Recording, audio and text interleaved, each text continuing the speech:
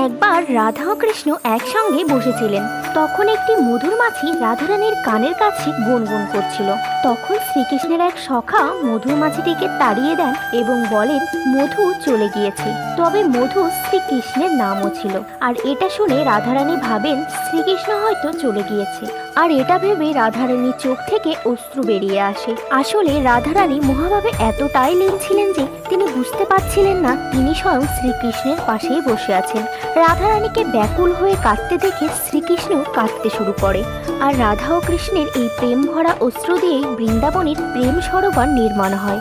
আর রাধা ও কৃষ্ণের প্রেম ভাব দেখে রাধারানীর সখীরাও কাঁদতে শুরু করেন। আর এটা দেখে রাধারানীর তোতা পাখি চিৎকার করে রাধা ও কৃষ্ণের নাম জপ করতে থাকে।